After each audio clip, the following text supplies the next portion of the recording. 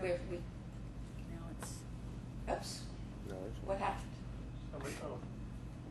I moved the number. Wiggled the You're wires. gonna love it. Love technology. Well, we've switched the order of things, and so I'm going to present something on a field class that Geography has been sponsoring for the last 3 years, and we have several of the participants here from the most recent class. We took 13 students. You can hear me plenty well, can't you? Yes. Don't be frightened. I can hear it echoing. 13 students from Sonoma State, about half of them geography majors, half global studies majors, came down with me to Ecuador this January. We stayed for 2 weeks. And this is a story of just two of the experiences that they had. What we're looking at here is the highlands of the Andes. This is the western Cordillera, and this is the eastern.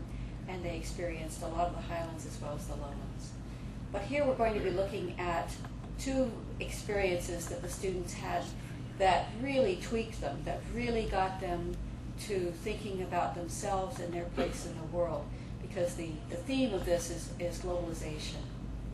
And so here we have students face-to-face with children primarily in two indigenous communities. One was Quilatoa in the highlands, right on the edge of a volcano, and then Santa Barbara, which was a small village out in the Ecuadorian Oriente, the Amazon basin. So just to show you where we are, here is Ecuador. It's right on the equator. We started out in Quito. They went to Quilatoa, which is right around this area here. It's right on the western Cordillera. And then we went down into the Amazon, and they spent some time on the river, the Napo River, around Tena. So first we'll start with Quilatoa. This was the first place that they went. And here's a village in the highlands, in the Andes, about 12,500 feet. So this was a challenge just in terms of breathing. It's cold, it's dry, it gets to be fairly warm in the daytime, but it gets very chilly at night. Sparse vegetation, not too much agriculture. This is above the tree line. There are only a few hundred villagers. These are Quechua Indians.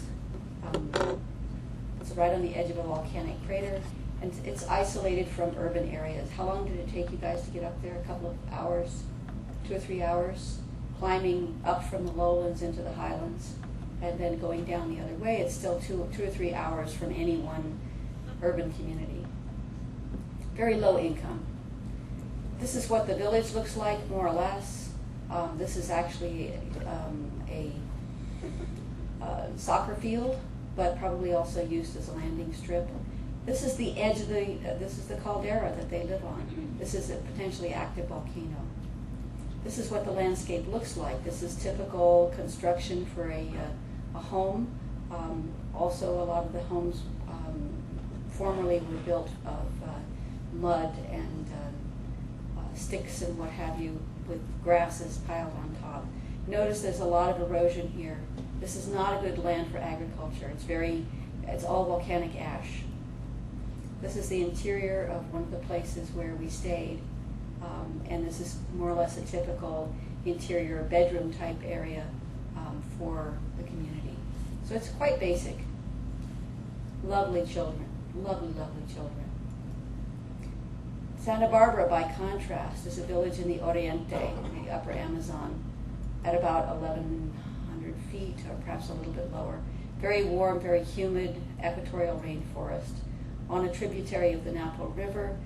There were a few hundred in this village. These are Quechua speakers, Amazonian Indians. But this is an area that has been impacted quite a bit by Western invasion. There are small towns nearby, even though most of the access here is by river. They're not isolated at all from Western influence, because this whole area has been impacted over the last 30 years by oil extraction, by forest clearance, by colonists moving in from the highlands, but also from elsewhere, who are mostly mestizo, And the Quechua Indians are at the bottom of, more or less at the bottom of the caste list. Very high poverty rates. And so here's the forest, plenty of erosion along the rivers. The rivers flood, so the houses are built up above on stilts. Pretty basic. This is a kitchen. There was one piece of furniture in this kitchen besides this hearth. This is what some of the nearby villages look like. They're not too rich themselves, but notice they've got antennas for TV. So these students had very contrasting experiences. We'll start with Kilatoa. This was their first experience, and then they arrived in the evening because there was a long delay because I got very sick. And so they arrived just about dark, and the people were just incredibly excited to see them. The children were reaching out, grabbing their hands, saying, come play soccer, let's run around. The adults were very welcoming. The children were inviting the students into their homes. They were just very happy to see them. And then they spent the night there. During the evening, they shared food. One family each week is responsible for providing food for the visitors, and then they come and they play their flutes and their guitars and fancy instruments and sing, and everybody was dancing until who knows what hour of the night. Is that right? The students came away with they were so high, they were so excited, they just didn't want to leave. They came away with the impression that these were very poor but happy people. Why are these people so happy? They were very confident. They were very welcoming of visitors. They were not at all afraid. When the students brought them gifts, the children were really much more interested in hanging out with the students than with looking at their gifts. They were happy to have the gifts, but school supplies and that sort of thing. But they also were really very interested in interacting with the visitors. And they were clearly willing to share with each other and share as a community. Everybody was working together. And okay. Just wanted to go back for a minute just to see. This is a student from the year before. This is the second time that we had visited Kilatoa. And the students probably these children already knew what to expect from Sonoma State. And they were partly really happy because of that. There were about 50 students the first time that we went, and these kids were just ecstatic. They were having so much fun. Our students worked with them individually and in groups, and they had a blast. Contrasting that with the experience in Santa Barbara, this is a place where they arrived by boat in the afternoon. The adults seemed to be very remote. They weren't very welcoming. They were kind of staring at the students. The children seemed to be very shy, some of them quite fearful. When they were given their gifts, first of all, they didn't know quite what to do, and then some of the children were hiding their presents because they didn't want to share. So it was a very different reaction that the children had. Apparently the adults were just kind of standing in the distance and not really interacting. So the students' impressions of Santa Barbara were very different. This was a poor and rather unhappy, unhealthy community. The children looked sick. They looked, they would laugh and giggle some, but they were really not a community. There was no community feeling. It was not a very welcoming place. It took a lot of work on our students' part to try and draw the children out. So they seemed suspicious of foreigners. Perhaps the adults were expecting gifts and were disappointed because we only brought presents for the children. So this was a sad downer kind of an experience for our students. Here's some of the children. They brought little airplanes, paper airplanes and stickers. Try not to bring candy because candy is apparently something that these children are very familiar with. That and sodas. Okay, I've got 3 more minutes. That's okay, we can do this. So these are children that were crying. At times they needed their parents. They were given not such healthy treats by their parents. And they were not nearly as interactive. So why the contrast? We had long conversations about this. The students themselves were really trying to figure out why these two communities were so different. And this is some of the conclusions that I came to. I hope these fit with what you guys think too. For one thing, Kilauea has no resources to exploit by multinationals, so they didn't have this experience. They were geographically isolated, and yet at the same time, they were integrated with other Andean Indians. So they had been interacting with at least the Spanish rule for several centuries, whereas the Andean Indians really weren't in contact. They hadn't as much experience with the Spanish. The Kilauea folks have control over their own resources because there wasn't anything to steal by the multinationals. So they have control over their destiny, and they had decided themselves that they were going to invite tourists in. This is the way that they make money, but they control it themselves. And so it's a community partnership. The community agrees on how it's going to be done. Everybody contributes, and the children have picked up on this as well. In Santa Barbara, on contrast, the land and the forest has been exploited by multinationals for the last several decades, not just by Exxon and Texaco, but also by colonists from the highlands who come down and use the oil roads to clear land and kind of invade in that way. So they've lost control over their own livelihoods in the forest. They can't support themselves as they had in thousands of years, over the last thousands of years. But they've also adopted some very poor Western habits, such as the candy and sodas. They expect help. They expect poor treatment from the foreigners, but they've also become dependent. And so they can't support themselves. They don't have the health care. They don't have the education to get out of it. And so here's different experiences with contact, with interaction with multinationals and foreign tourists, and different solutions. They have not reached the point of figuring out how to control their own community. Oops, I guess that's it.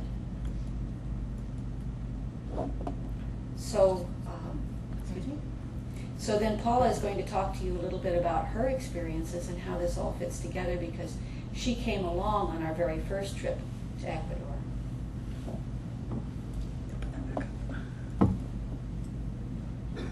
3 places.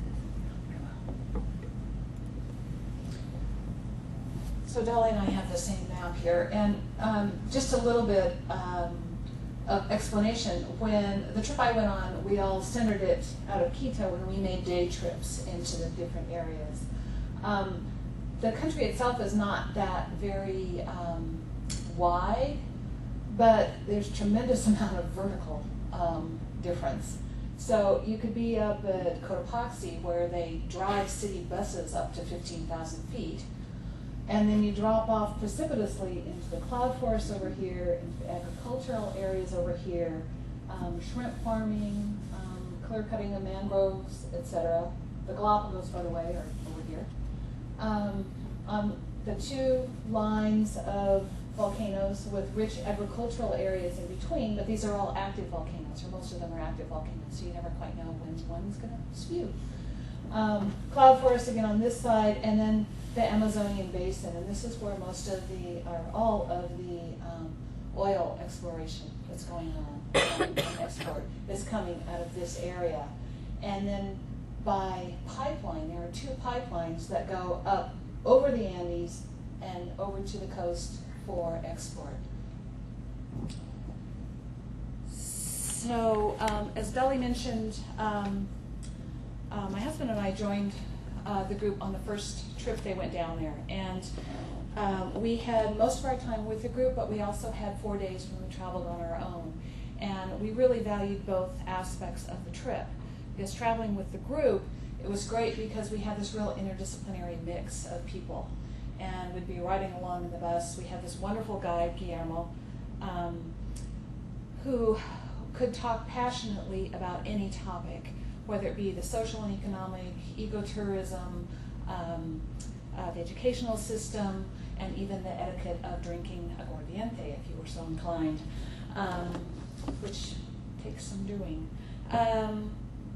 We also benefited from being other members of the group, particularly Dolly and one of the other students, is Judy here? No. Who were really passionate about the physical geography. And so riding along the bus, someone would say, wow, look at that. And you go, what? You know, is it a volcano spewing? Is it a llama in the middle of the road? And look at that road cut. And you think, okay, wouldn't have thought about looking at the road cut, but let's stop and look at the road cut. And we'd sit there for 10 minutes, and Dolly and Judy go, look, and this, and you go, oh, wow, cool. So it was a really rich learning experience that we really, really liked. Traveling on our own gave us a chance to travel via bus through a whole different area of the country where we're traveling with Ecuadorians. We got a much better chance to see a lot of the interplay, particularly between the middle classes and many of the very poor people, and could really see a different view and the impact of poverty. So for this presentation, I wanted to think about how does it fit into the globalization theme. And for me, I was reminded of several instances where we'd see something along the side of the road, and it would just kind of sit there, and I'd be thinking about that and thinking, okay, how does this illustrate the effects of globalization? So I had two things I wanted to share. One is, this was one of the volcanoes, Ansana, which is southeast of Quito. And this is one of the areas that the oil pipelines go through. Lots of oil production areas. And again, the oil production up here, the pipelines go over. And these pipelines are susceptible to volcanic eruptions, earthquakes, landslides, sabotage, political violence, all kinds of things. So they're very unstable. There are about 4,000 kilometers of pipelines carrying heavy crude, gas, oil, and refined products to the coast for distribution. In April of 2003, the pipeline was kind of over here. We didn't get the picture of it, but it's running over here. These are also a key watershed for the city of Quito, which is a city of 1.3 million people. So this is where they also get their water for the city. So in April 2003, there was an oil spill of 8,000 to 10,000 barrels of oil spilled into the Laguna de Papayaca. The area prior to that had been a water source for neighboring communities, lots of ample wildlife, but there was no cleanup effort. And the lake is basically dead. Here's a picture of my husband trying to convince the students that if you just walked really fast over this, that you could get to the other side. And then showing triumphantly that, well, maybe he lied. But you can see it's just this oily, gucky mess. And there was no effort at all to clean it up. The devastation from the oil production is really quite astounding. It's estimated in 2006 alone that Oxy Petroleum, which has just recently been nationalized, that company alone suffered oil spills every 2 days in 2006. When Texaco pulled out of Ecuador in 1992, it left behind such catastrophic pollution that it's been referred to as the environmental catastrophe of the century worldwide.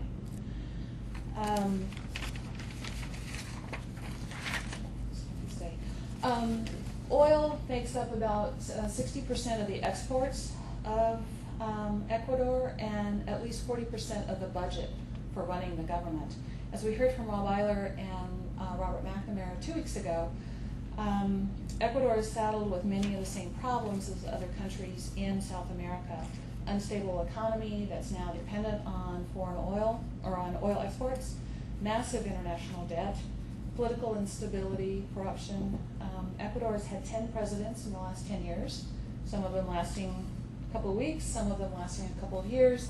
The latest election was in the fall, and the new president, Rafael Correa,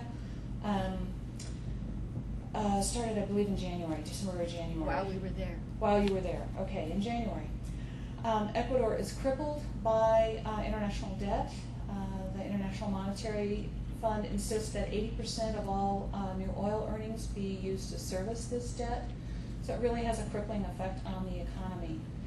And in the 30 years of oil development, poverty has risen. So it's often said, okay, this development is going to help help raise the people out of poverty. But poverty has actually risen. 65% now live below the poverty rate, which is $125 a month. And according to one study, poverty rates in the coastal areas and the mountains were more than 80% higher in 2001 than they were in 1990. So the poverty is really rising. And most of that is in the urban areas, tremendous rise in the urban areas. So that was a very visible aspect of seeing the impacts of globalization. Now on to something a little more cheerful. Cut flowers. Was that a fish? It was a dead bird. A bird. Yeah, dead bird. Cut flower production. The other thing we saw all over the place were these greenhouses, or acres and acres of visqueen everywhere. This particular agricultural valley has the perfect climate conditions for raising cut flowers. Also, the Andean Trade Preference Act and the Andean Trade Promotion and Drug Eradication Act in the U.S. have also exempted Ecuadorian flowers from tariffs as part of drug eradication efforts.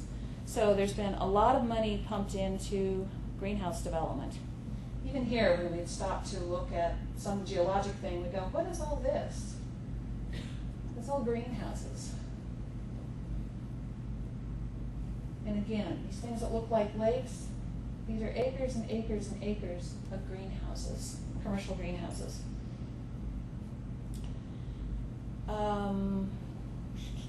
So cut flowers are the third most valuable export for Ecuador. They export some 500 million blooms, and 2/3 of those come to the U.S. Cut flowers this is another example of a greenhouse. It's not a commercial greenhouse, but look how steep that greenhouse is. I don't have to work in that. So the cut flower firms employ 60,000 workers in Ecuador and 130,000 in Colombia. If any of you have seen the movie Maria Full of Grace, the early scenes take place in a Colombian flower greenhouse. Pesticide use and safety is loosely regulated, if at all. Since flowers are not edible, the importers don't test them for pesticide residues, so the danger of exposure to pesticide is really quite great. Women are particularly susceptible to the poisoning because they make up as much as 70 to 80% of the workforce. You'll see here's someone in full pesticide gear doing pesticide right next to someone who's not. The same up here. She is spraying these benches right as the other person. There are also a lot of children working in the greenhouses. And some of the physical diseases are quite astounding. 60% of cut flower workers report neurological symptoms of pesticide poisoning. The one thing that we can do is that the fair trade and labeling programs have been very successful in the European market, and they're just getting started in the U.S. But one of the producers, we didn't actually go to these greenhouses, but I think Dolly may try to arrange a visit in a future time. But the Nevado Ecuador is a rose farm south of Quito that's received various environmental certifications from all over the world. And the certification programs govern the use of the farm's pesticides and fertilizers. They ensure that it conserves water and other natural resources, recycles waste, builds soil health, and provides additional benefits and protections for the workers. All the roses sold through this particular company, if they're sold through the International Fair Trade Program, they earn the workers an additional 12% premium, and they've used that to start things like a daycare center, a microfinance loan system, an internet cafe, etc. The one we're most likely to see here is Vera Flora. You may see that on cut flowers, and particularly Trader Joe's and I think Safeway are getting many of their flowers through the Vera Flora system. So that's one way that we as individual consumers can help impact what's going on in Ecuador. Just a quick closing.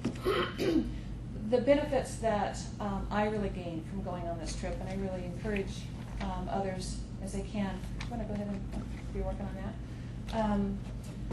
For one thing, the interdisciplinary nature of the people involved and what they bring to the trip, I really, really loved. I loved having a chance to travel with the students and see what they were up to, how they reacted, and what they saw. It really helps, the foreign travel really, really helps me pay attention to that particular region of the world. I'll scoot over here. And to really care more about the outcomes, what's going on in that world, that part of the world. Makes me more aware of the issues and the complexity of the issues. It's not just right or wrong. There's a lot of variations in there. And it helps me become more aware of the impact that my behavior, my choices here can have on other people in the world.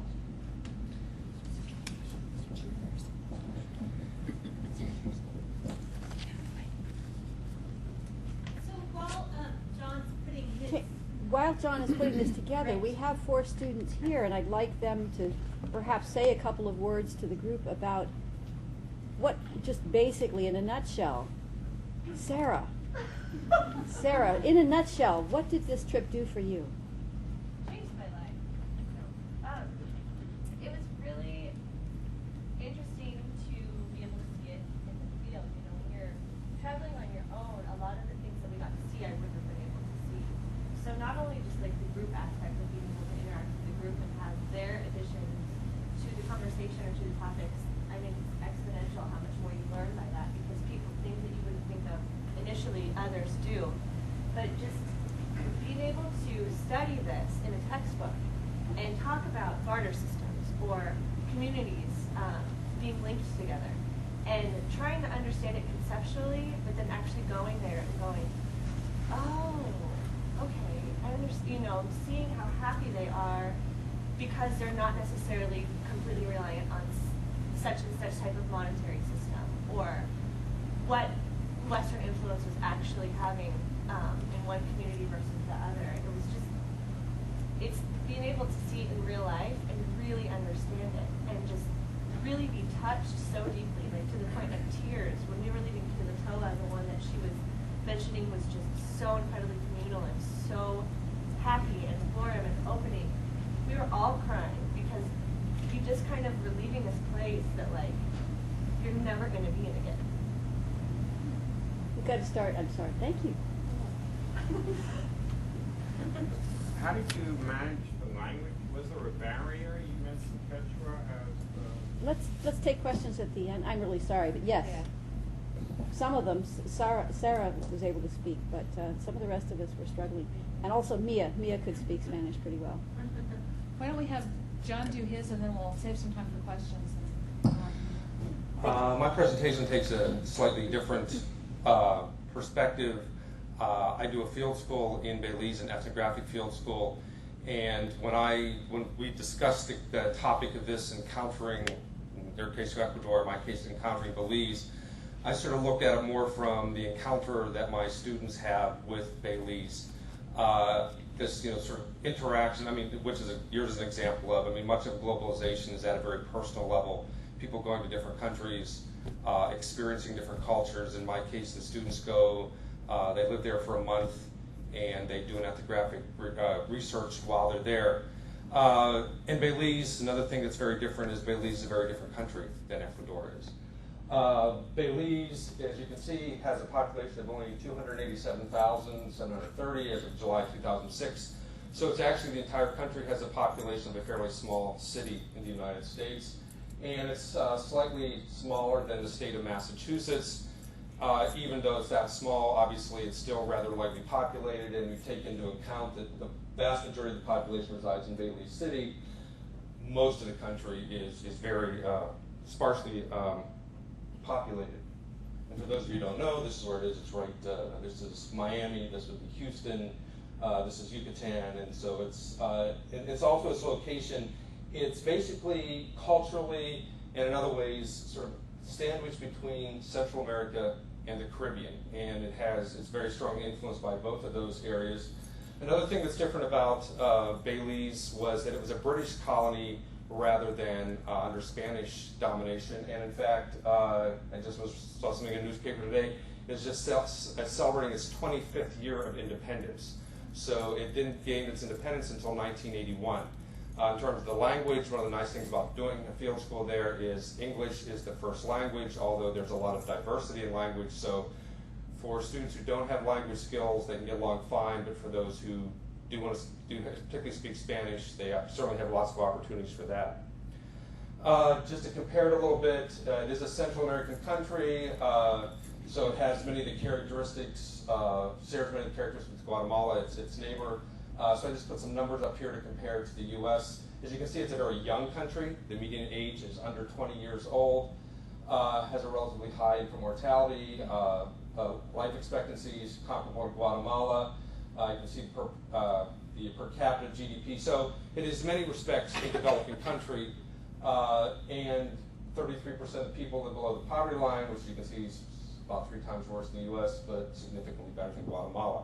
So that sort of captures some of it. It's in many ways it's better off than many of its Central American neighbors, but again, it's obviously it's sort of, I guess, would still put in that category of developing countries.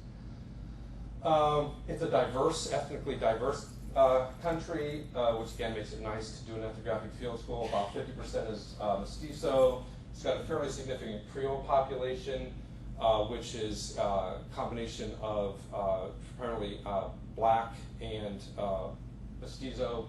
Still has a Maya, a fairly significant Maya population. Belize was part of the classic Maya heartland. Garifuna are descendants of Caribbean slaves, many who escaped, and then after Britain ended slavery in the 1820s, I believe, many migrated to the coast of Central America, so Honduras and Belize both have fairly significant Garifuna communities. And you'll sometimes hear it called Garifuna. In fact, you hear them say it both ways as well, so I'm not sure what the correct pronunciation is. So again, to compare the ethnic makeup of Belize with Guatemala, you can see it's rather distinct from its neighbor, which is about over 2/3 mestizo, and then the rest Maya. In terms of religion, again, there's some contrast here. About 50% Roman Catholic, which is quite different than, again, most of sort of the Latin American pattern, which is much more predominantly Roman Catholic. One of the interesting things is I want to break out this Protestant section. This is a breakdown of that 25% Protestant, but there are some interesting groups here like the Mennonite. In fact, Jonathan, one of the students, did his research among the Mennonites. Interesting story there. They were invited in the 1950s by the Belizean government, and the Mennonites dominate primarily the dairy industry in Belize. And it's sort of interesting in San Ignacio, which is sort of this quasi-Latin American, quasi-Caribbean town, to see these men walking around in their blue shirts and pants, suspenders, beards, and hats. And unfortunately, I don't have any pictures of them. They're very shy about having their picture taken, so I don't have any photos of them. Most of the people in Belize arrive as tourists. Again, a major force of globalization. Tourism has been growing steadily in Belize. One of the consequences of this is they are not strangers to foreigners. In fact, about half of their economy, either directly or indirectly, is linked to tourism. I just want to come back to the map. As I was putting this together, most of the pictures in here are pictures that were taken by the students. Again, particularly the first part of it, about the next several slides, sort of deal with the students' encounter with Belize. Most of the tourists come to see, this is the Belize Barrier Reef, which is the second largest barrier reef in the world, second only to the Great Barrier Reef off of Australia. So the most of the tourism is actually concentrated along here. Inland, however, there's a lot of ecotourism. We are located over in the town of San Ignacio, which is right here, and you can see by these little pyramids that there are a lot of Mayan sites scattered throughout Belize, and so there's a significant amount of ecotourism as well as archaeological tourism. This is again what attracts most people to Belize: the coastal areas. sort of a typical, this is Tobacco Key, one of the small islands out on the barrier reef.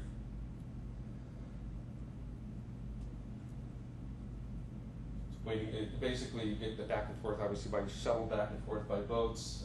This is one of our students who were there for a month. In the middle weekend, they have a 3-day weekend, and most of the students then get out of San Ignacio and go elsewhere. And many of them go out to the coast. Camellia went diving when she was there.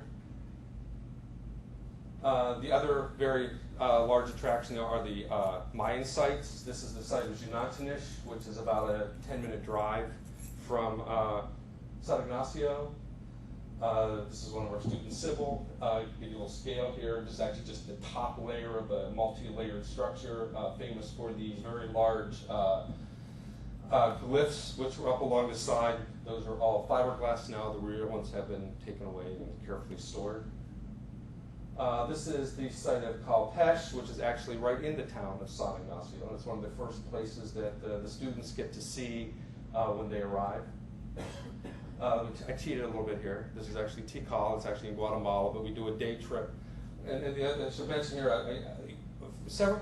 quite a few of the slides are the students having a good time. I don't want to leave a bad impression that all we did is go there and play. Most of these slides, just to give you some sense, represent about 5 days of their stay. Each week we took a field trip out. They're down there doing ethnography, and unfortunately ethnography is not a particularly photogenic undertaking, so I don't have a whole lot of slides of students doing ethnography. Again, as a Tikal, this is a little adventure tourism here. You get to crawl. Basically, these steps are on the other side of this, and you can see the people up here to give you a scale. It's a rather, I can't quite capture it here, but it's a rather sheer climb up to the top of that. One of the students with Tikal in the background. This is, again, students exploring archaeological sites. This is another site, Caracol, another large Mayan site in southern Belize. Again, it's a day trip down from San Ignacio. Give you a little scale here. These are people here. And then there's another whole level on top of this that's back far enough that you can never really get a good picture of the whole thing. A couple students there, it's sort of close up, and there's the more distant shot of standing right there. This is just sitting on the top of that structure, Cana, looking out over the Belizean, and over those hills is Guatemala, looking out towards the Guatemalan jungle. Going down into one of the excavated tombs. This is inside a corbelled vault at this site of Calpesh. These are the brighter students in the group.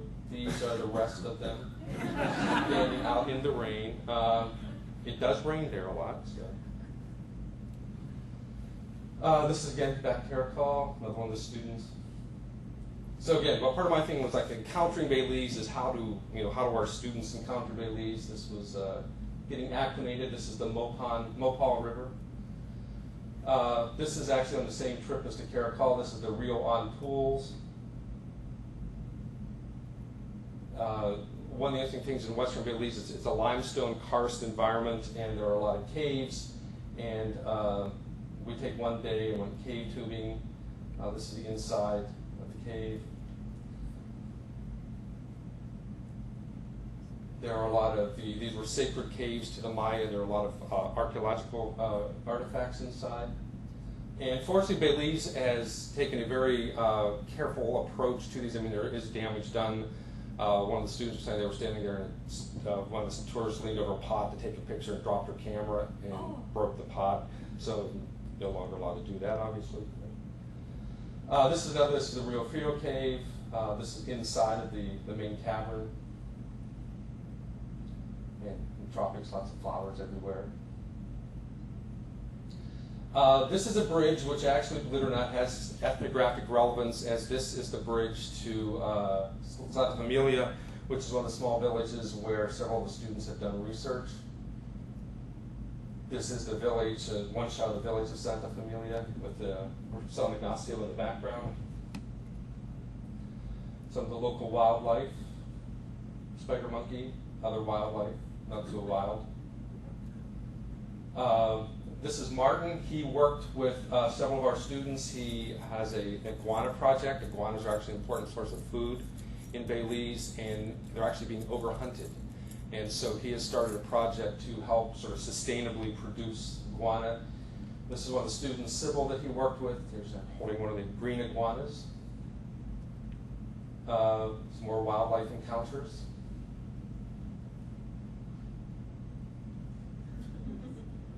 The time we were down here in the month of June, and this is the season that these particular beetles come through their reproductive life cycle, and they're just all over the place.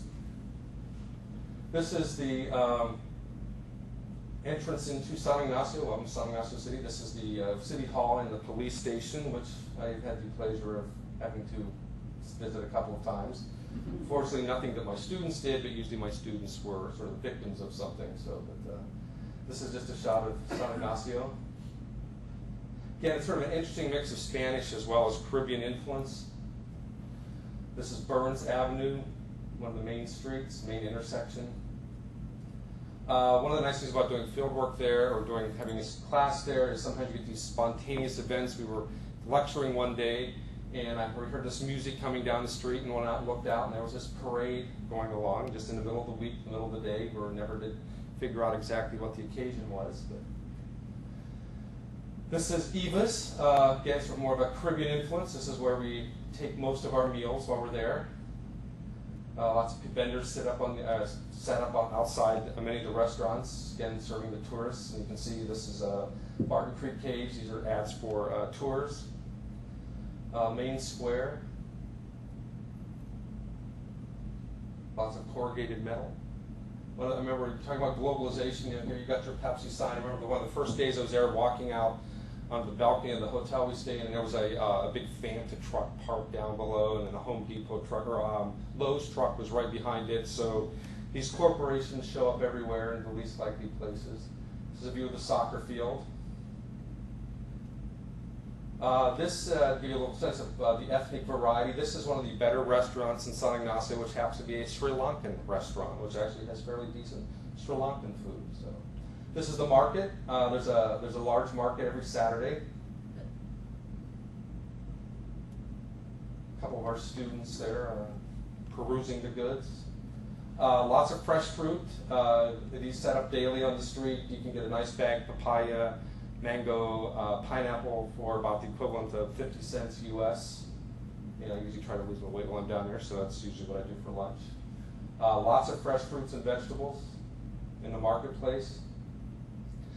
A little bit of this is a Maya community, San Antonio, where again some of our students have done some research. And it's a Maya community. Here's a little bit more of the Caribbean influence. This is a night scene outside of our hotel in San Ignacio. So the local citizens. A little bit of the history of Belize here. This is Bob, who owns Eva's, the restaurant we're at. Bob was a British soldier who served in Belize, married Nettie, a Belizean woman, came back, and he's been there since the 1970s, and then this is their niece. So lots of ethnic mixing going on. Although among some groups there's sort of racial issues, by and large it's a very fluid society. You don't really see, at least in San Ignacio and other places, you don't really see the racial and ethnic differences and distinctions that you see in the United States. This was one of the local guys, every day came around selling his caramel popcorn, which was actually quite good. This is Maria. She worked with one of our students, Chelsea. She's here making tortillas. Again, the Spanish influence. This is in the town of Santa Familia. And then, again, one of the nice things about the students living there for a while doing ethnography is one of the almost universal things that happens is they make friends with Belizeans. It's not like tourists, many tourists who sort of come and are gone in a few days. We're actually there for a while, and as you'll see, that's reflected in one of the quotes later on. Lots of time to go out. I mean, part of the role of being an ethnographer is getting out and interacting with people. This is Narcisio, who a gentleman from Santa Familia who's worked with several of our students, including Chelsea. This is also Narcisio with another one of the students, Wes.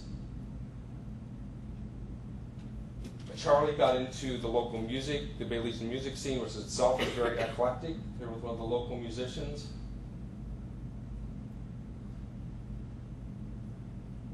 And I just thought I'd throw in a few quotes from some of the students. Staying one place in Belize and being there for a purpose other than tourism is a unique experience. After the first week, you lose the stigma of being a tourist and begin to settle into the nuances of the town itself. There's a kind of a weird state, though. You're not a tourist anymore, but you're not part of the town either. You're kind of in an intermediate state. You get a better feeling of what it is really like, but still not the whole picture. You feel like something is still being held back from you. Living in Belize for a month was a trying but extremely rewarding experience. It lasted much longer than those 30 days and continues to affect me today, 2 years later. I was nervous because I didn't know what to expect. I learned as much about myself as I did about Belize. The best part about living away from home for a month is the confidence it gives you. Bonding with my classmates and having peers there to talk about what I was going through made all the difference in those friendships last today. And finally, Chelsea, who actually went down twice, by the time my month, actually I was spending 2 months there in Belize, had ended, I wanted to live there. The people of San Ignacio are very kind, generous, and welcoming, and I felt as if I had become a part of their community. So you see, students have a very, I think have a very significant experience during this. Thank you.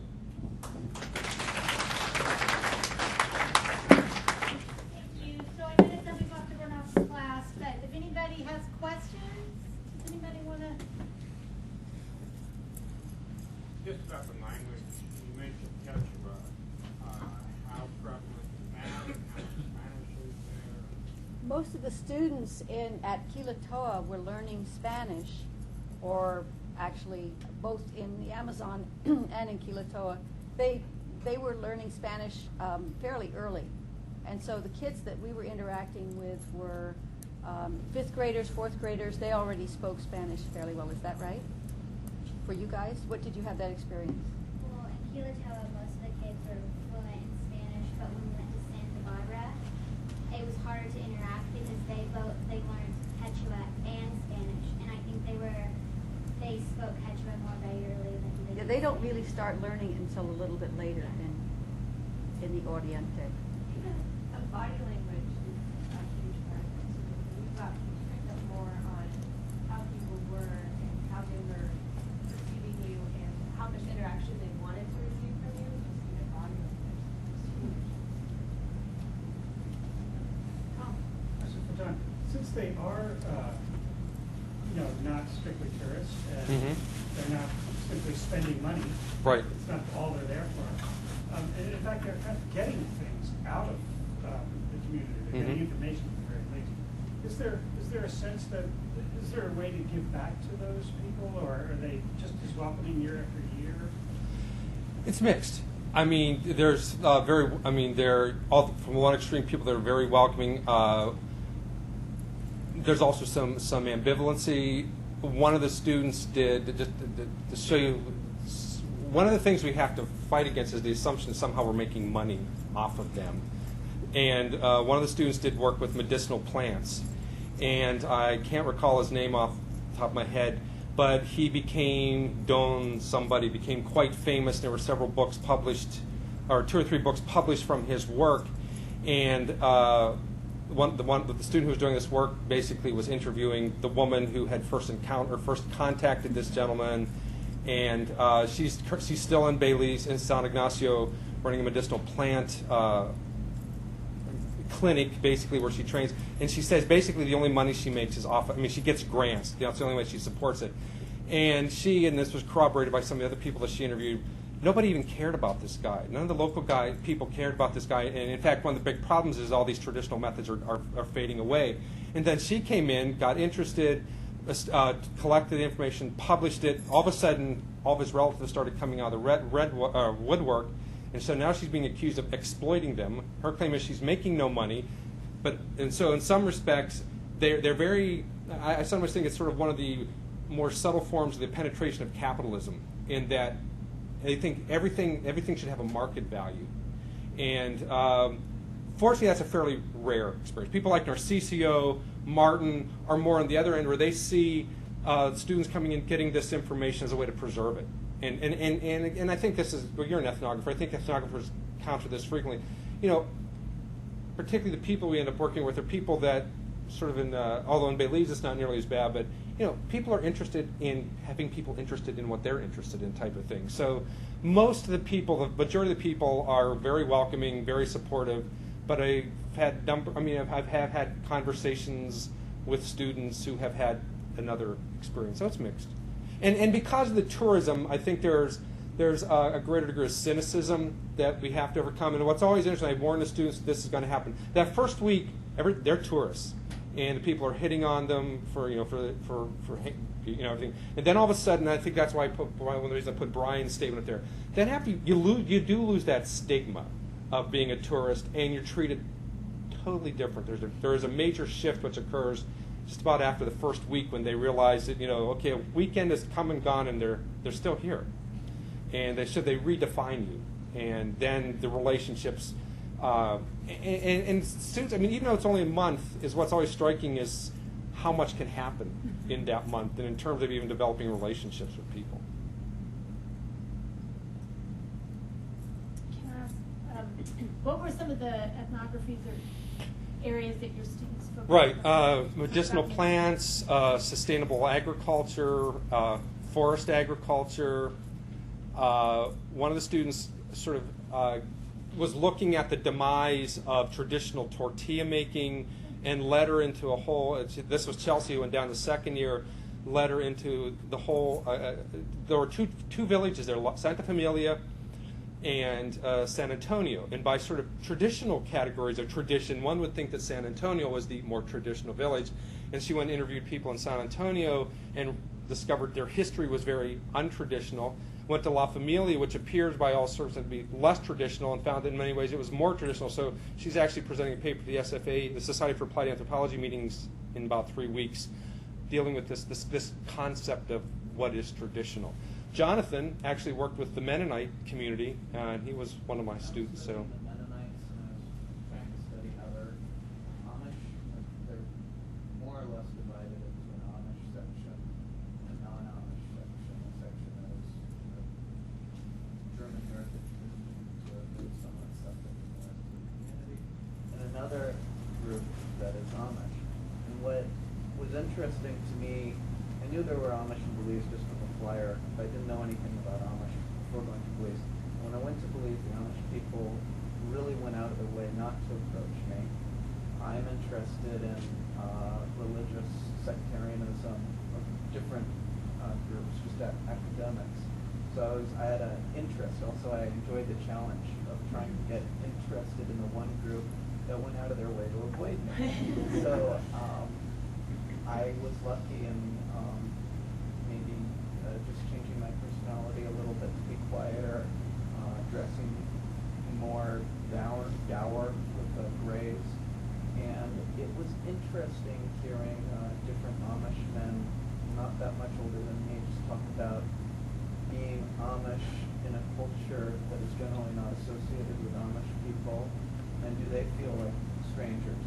And I'm a stranger in Belize because I have this tourist status, but also I have sympathy towards organized religion. So do the Amish people, obviously, they're part of that tradition. To what extent do they feel like strangers in Belize? To what extent do they feel like people who are in Belize and they see me as a stranger? So I was interested just in that concept from the beginning. And then once I came here, I went through the process of trying to focus my paper on a subject that could explore what does it mean to be culturally authentic or true to your culture, or if you identify with a certain cultural tradition, why do you do it? And just interested in who the Amish guys are in Belize, why they got there. And it doesn't seem like as much a cultural antagonism as it could be. They actually are pretty well liked by the locals. And the locals, the non-Amish people that seem to get along and have very warm interactions with it. Jonathan's one of them are more serious topics.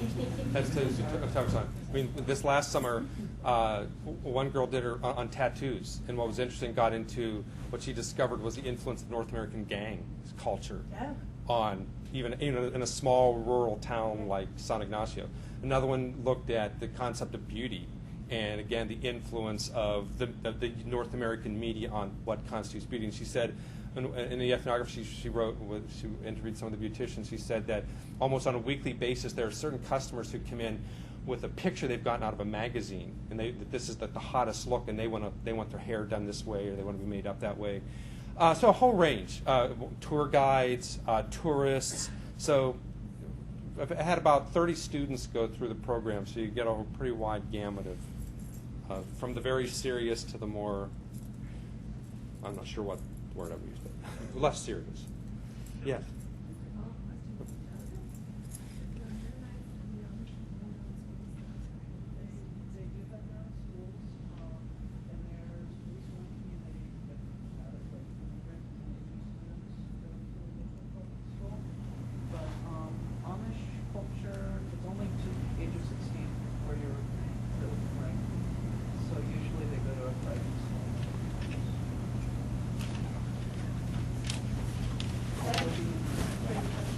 I have another question about the Mennonites and the Amish. Do the locals get absorbed into that culture at all? I mean, what's the percentage that actually go into that? Oh, I don't know number percentages right now. I just know through seeing my eyes, I saw there were communities where there were converts. There were families that had adopted locals or non-ethnic Germans, I guess is what you, and there were converts. There were also ethnic German Amish who had left Amish communities. They just weren't interested in the religion, and at least one individual I met, not just in terms of being able to interact, but he could adjust his dialect very well. He could talk standard American with me, he could talk German Amish, and he could talk Creole. And that was a man who lived in the town. In terms of business, from about age 16 and maybe even younger, it's really typical. I mean, they're coming every single day in our carts. They're leaving at 3 in the morning when it's still dark on unpaved roads to go to San Ignacio. It's over a 3-mile drive by horse and buggy. And there's quite a few of them, at least 10 or 20 in the morning or in the afternoon every day. So they're interacting with locals, usually doing woodwork. And they seem, most of the locals that I've met who run the restaurants, I kept on asking just a simple question: did you play baseball or other such games with Amish kids when you were growing up? No. Who knows? Maybe someone would have. But what I did see is there was some regular, especially along the lines of woodwork. That they were in? I also noticed, business. I also noticed, and I didn't use any statistics or numbers, but I did notice a lot of local non-Amish would have a lot of warm things to say about the Amish culture, and were pretty critical of the other more modernized Christian. Thank you all for coming, and hopefully we'll see you in 2 weeks as we move into Europe. And thank you, John and Paula and Dolly, who left, and all the